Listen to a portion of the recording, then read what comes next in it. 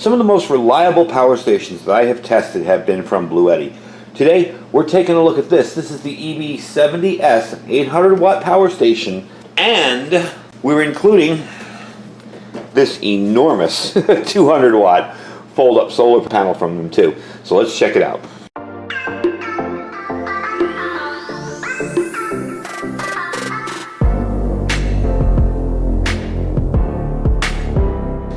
Alright folks, welcome back. So I have found Bluetti to be probably the most reliable power station out there. They are just built to a different level. It's hard to describe it. When you touch the buttons, it's positive, it turns on, it clicks, it does everything it's supposed to do. And this one here is going to be a little bit different today because it's a little bit of a larger module, a little bit of a larger station. Now, I mentioned before that the smaller version of this, the 500-watt one, is what's running my lights down below there. Back you up really quick, show you what I mean. There you go. All my studio lights are plugged into that little thing right there, and I have about 3 or 4 of them going at one time normally.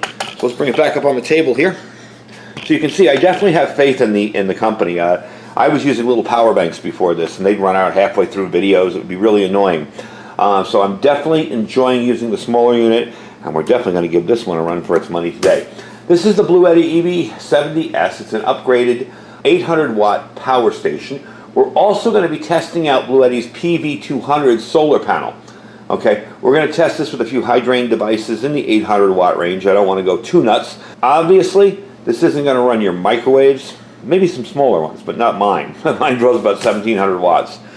So we're not going to go crazy with that. But what this is for, really, and there's a lot of devices in that range, is the 800-watt to under devices. Your televisions, your radios. I would not hesitate to plug an HF radio into this. These have very little to no RF hash. They're pretty well sealed. They work pretty well for that. Keeping your phones topped off, keeping maybe a fan going or a small swamp cooler. We will test it with one of my little smaller swamp coolers. So I am really pleased with the unit so far. I've had it for about 2 or 3 weeks now, and I've been running it through its paces, and I've been testing out the solar panel as well. And a good test is the fact that today it's a little overcast. At least it was when I started shooting this video right now. By the time we get to the solar test, I don't know. The weather out here changes quickly during monsoon season. But we're going to try out the solar panel, the 200-watt solar panel, and see just how well that works in, overcast weather. It's not going to be bright and ridiculously sunny today. Of course I say that and I'll go out there and it'll be like bright and sunny and beautiful. Anyway, let's get into the station here. This has a 716-watt capacity, 800-watt rated voltage. Now, it does have a lithium iron phosphate battery, so that's 2,500 plus life cycles. Essentially, that's about 7 years, okay, of every day killing it and bringing it back up, killing it and bringing it back up. That's a full discharge and recharge every day for 7 years with 2,500 watt life cycles. So you're definitely going to get a good long usage out of this, okay? You have 4 pure sine wave plugs here. And again, the 800 is a cumulative amount. It is not 800, 800, 800, 800. Maybe 4 and 4. So you do have 4 of those. You do have a 5 volt 3 amp USB plug there. You have the 2 barrel connectors plus your cigarette lighter adapter. And your PD 3.0 at 100 watts and your PD 3.0 100 watt on the bottom as well. This is your input for your panel. This does have something I really am getting to like more and more now. It has charging on the top for a cell phone. So I can take my cell phone, if you have a phone that charges this way, and I can just turn that on there, then drop it on top there, and in a few seconds it will start charging. There we go. All right, so I really like that. That's handy too, and it keeps these plugs uncluttered. You don't have to mess with it, and it is fast charging. I got, 3 minutes left. It was 99%. I usually keep my phone fairly full, and you can see we're drawing a little bit of current out there. 8 watts charging my cell phone. So it will charge stuff up quickly. It charges itself up very quickly as well. All right, so you can get a fully recharged from an AC wall outlet in 3 to 4 hours. A 12-volt car port takes about 7 to 8 hours. It weighs only 21.4 pounds. Okay, has a nice foldable handle. It's easy and convenient to carry and to store. And the 716 watt hours gives you enough power. And also, too, it has a functional and useful built-in LED light. It is very, very bright. It has settings, and it also does the SOS. So it's very powerful, very bright. And again, you saw it was drawing 1 watt, 2 watts, barely even touches the unit. This can also be recharged from 0 to 80 in only 3 hours. So you do have the lithium iron phosphate battery. Okay, that's a premium battery in here. You get that technology, you get the 4 pure sine wave inverters, multiple ways to charge, car, wall, or solar. All right. Now what comes in the box? You're going to get this unit. You're going to get something, and you know, I was watching reviews on this unit, and somebody complained about this part, and I'm like, gosh, I love that. This here, if you live in the desert or if you live in a hot climate, this is your recharger for the wall. You will notice that this has a fan in it. The fan runs constantly, okay? When you plug this in, the fan will start running. If you have charged these like out here, this is basically my garage that I've converted into a YouTube studio. If you've charged it somewhere where there's no air conditioning, you know how hot these things can get. I've had some get up to like 212 degrees, so you know they can get very, very hot. The fact that this just runs immediately, I'm not complaining about it. I love the fact that somebody's thought to put a fan in the charging unit itself. So definitely like that. That's cool. You're going to be getting your solar cables here. These are the MC4 connectors that will plug into the solar panel. We'll get more into the solar panel. We're actually going to take it outside and charge it up with it. Okay. You will also get your car adapter. Now, remember too, when you're doing this, to charge this up while your vehicle is moving. Okay. Now this cord is a little short. I did reseal it up there. So, you know, I kind of like the big long cords where I can stick this in the back seat of my Jeep and charge it. This is kind of short, so I probably have to push my passenger in the back seat and use it to charge. But at least it comes with it, and that's kind of nice. You do have a little strap here for this end of things. I never undid that side because I just plugged it right into that and charged it up. So I've charged it up and run it down twice just to see how it works. It definitely holds its charge very well. Doesn't seem to get drained too bad. The first thing we're going to test this out with to just see how it works is my heat gun. Now I know it may trip this. It may. This does have a little bit of headroom in it, but it may trip it. So I don't want to get your hopes up too far. But we're going to try it out. Then we're going to try the drill. We're going to try my little mini swamp cooler and see just how well this thing works. All right, so let's take this to low first. So far, no problem. Now you will notice the fan in the unit itself has turned on as well. That runs pretty often. I'm not complaining about it. Again, the cooler I keep the stuff, the better. So you see it's having no problem on low. Let's move it to high. And we got an overload. So that's over 800 watts. I know that. So we'll reset that unit. Okay?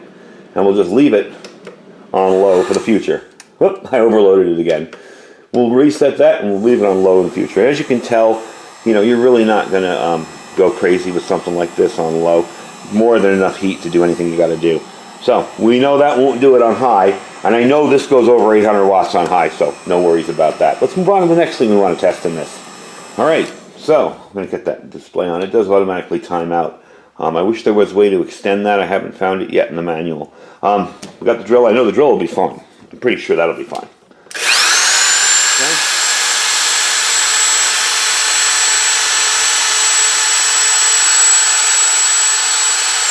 So you're settling in around 200 watts. I always hate doing this because it's so darn loud, but it does give you an idea of how well this will work with something like that. So you're settling in at about 200 watts. You got a good long time for doing some drilling if you need to. Again, I wasn't upset that it did not work with the higher setting on the heat gun. This isn't made to run that kind of stuff, and I know on a high setting that does about 950 to 1,000 watts.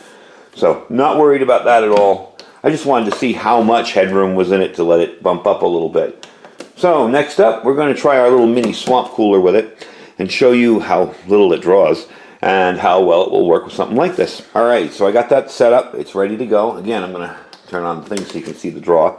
Hit the power here. And we're getting some nice cold air. It's probably messing with the camera mic, so I'm going to cover up the camera mic area. But you see it's drawing 32 watts. Now I just put a tiny little bit of water in there because I don't want to run it without water. And that's doing just fine. With the pump and everything, 32 watts. So that's what this type of a unit is for. Backup types of emergency stuff, things like that. Let's try one other device and see how that goes. Alright, now I have my rice cooker in here. Now I'm kind of using this rice cooker because I'm teasing it a little bit for an upcoming video next weekend where we're going to be steaming steam rehydrating items with the rice cooker. That's where the rice cooker comes in handy. There's tons of ways to cook rice any other way, but this acts as an amazing steamer. So I want to see how it works. Right now it's just on warm at 24 watts. I'm going to put it on cook. Let me turn off the light there for you. Sorry about that. And see what happens. Now this is a bigger rice cooker. At 431. No problem at all.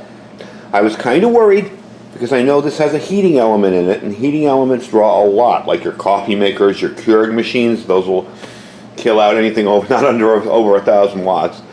So definitely, there you go.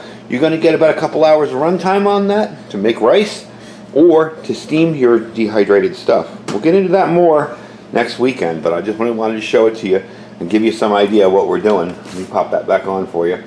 So we're hovering about 431 watts, not even bothering it at all.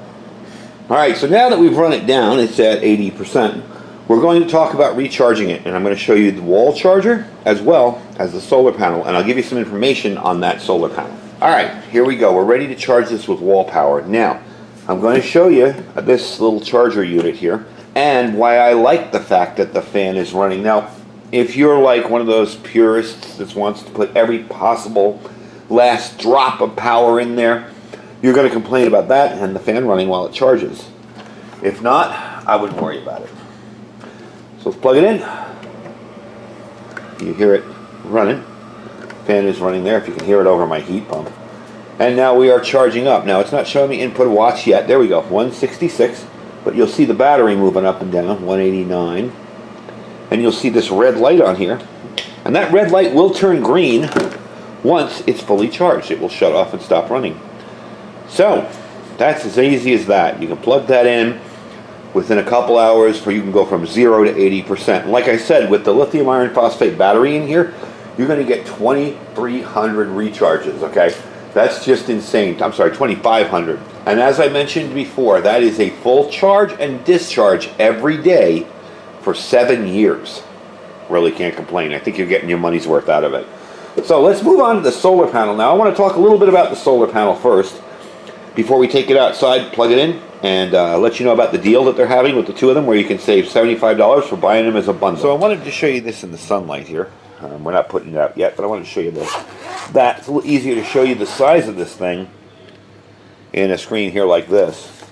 So you will get your charging cable in here. This cable is, you know, the regular MC4 connectors. The cable itself is really nice, thick cable. This is good wiring stuff. This isn't cheap junk, so you're definitely going to get hooked up there. That I like, okay? We do have our kickstands here, and they do operate on the little snaps. So basically, you're going to pop one of these open, get them at the right degree, say for you, for the sun that day, and then let it go. Let it sit in the sun. Let's open it up inside and take a look here. See what we get in here. That's why I put it on this chair, because it's rather big. There you go. Let me give you a look at the panels. Alright. So, got some big panels in here. I'm going to set this up so we can take a look at it, and then I'm going to read you off the information that I got on what this should do. Alright, so there it is. I do apologize for the wind noise and somebody getting their RV ready to leave, so they're firing that up. But that's a big panel. That is a huge panel. Let me give you a little information on this. It is a monocrystalline solar cell panel with up to a 23.4 efficiency. It has a long-lasting ETFE coating. I do like that coating because I'm not so scared to leave these things out in the sun and heat and rain, and they tend to hold up very, very well with that coating on them. It is foldable and portable, not too heavy. It's compatible with most solar generators with the MC4 connectors, and this 200-watt panel, the neat thing about it is it's matched to that unit. Now, sun is coming up a little bit, but we are behind a lot of clouds, and we're going to try this out and see. I have it pretty much the highest level I could get it, at the best angle I could get it at this time of the morning. We are going to try and see how much we can get out of it. Remember, it's a 200-watt panel, but the sun is behind a ton of clouds this morning. Even though it looks sunny and bright here, it's cooling off now, and you know, not as hot as it is out here in the desert, and the sun is behind a ton of clouds. So let's get down on the ground and check it out. Alright, so we're behind here, and I have the Bluetti with me. I'm going to move this in so you can see I have it plugged in. We're getting about 104, 105, which is impressive for how darn cloudy it is out here. That's pretty darn good. You know, again, it's not that the sun is, it's not that it's cloudy out, it's just the sun is behind clouds. There's 120. Yeah, so it's bumping up pretty good. And again, you'll have to adjust these legs to how you want them. You'll notice I have them at about 45-degree angle. Make sure that when you're hooking these up, I do have the MC4 connectors under here to kind of tilt this towards you. But make sure when you're hooking these up, the red and black, match the red and black. You really can't hook them up another way. There's ants here. But you just want to make sure that that's how it's working. So, we went under another cloud at the sun there. The sun went behind another cloud. Now it's back down to 97, I'm sorry. But as you can tell, if you take a little bit of a step back here, that's the power station. That's pretty big. And look how big this panel is. So I gotta say, that's impressive. It's gonna come in handy with a bunch of other power stations as well, as long as you have these MC4 connectors. So I can't really complain. We're up to 127, 120. See, as the clouds come in and out, it'll range in and out on you. So definitely a cool little thing. We're gonna leave it out here for a little bit. Let it charge up. There we go. Oh, the sun's coming up now. There we go, 161. Yeah, the sun just came out from behind the clouds. 170, 168. That's awesome, 170. I'm glad I got to show you that. I hate it when it's cloudy and I can't show you the true potential of a product, especially a solar panel. So let's leave it out here for a little bit. I have it under here in the shade behind the panel. Let's test it out and see about what kind of a charge we can get for a little while. All right, folks, so that is it. That is the Bluetti EB70S power station, an 800-watt power station, and the Bluetti PV200 solar panel. Definitely, towards the end there, when the sun started showing up behind the clouds, out of the clouds, lived up to its name. We got it up to 185 at one point while I was sitting out there watching it charge. It did get it up to 80% from 60%. Happy with that. And it took about, I don't know, half an hour. Just kind of sitting out there. I wasn't really timing it. I was kind of picking up my mess around in here while I was getting ready to finish up the video. So, the deal on this, if you want just the power station, all right, that's $529. Now, compared to what Bluetti usually charges per watt, that's a really good deal. $530 for an 800-watt power station. Normally, that'd be in the $700 to $800 range. The panel itself, the PV200, is going for $499. Okay. If you want to buy the kit together, the bundle, you can save $75, and the total on that would be $949. This is the best way, I think, for somebody who lives in a smaller space, an apartment, maybe even a high-rise with a terrace or a very big window, to be able to put that in the window and have yourself quiet power generation during emergencies, for emergencies. Everybody's like, get out of the cities, but you can't sometimes. Sometimes people are stuck there. That's where they live. And this is an excellent way for you to have power in a smaller apartment or a smaller place, or even if you live in an HOA where you can't put out panels on your roof. You know, you can't put something temporary that you build yourself without spending a fortune. This is an excellent way to have backup power. So the whole thing together, the panel and the unit itself, $949. Individually, the panel's $499 and this is $529. The dimensions on this, 12.6 inches by 8.5 by 8.7 across, okay? Weight on it is 21.4 pounds. It is not overly heavy. And this probably will take over light duty in the studio here, and we'll take the little one that I have down below, and maybe give that to a friend or sell it or see how it's going to be, you know. So anyway, I am very, very pleased with it. Definitely a cool little system. And I will give you links down below where you can purchase both. Below that's going to be our Amazon affiliate store. You can always check out stuff that I have in there. I have my freeze-dried wholesaler link down below there too. The link itself will save you 15%. Just click the link, go to the website, save 15%. Underneath that is my Patriot Supply link. That's preparewithiridium.com. $250 off a 3-month kit this month. Great deal on that. And our Thrive Life freeze-dried food store as well. Anyway, folks, thank you for tagging along with me today. Stay safe and stay prepared.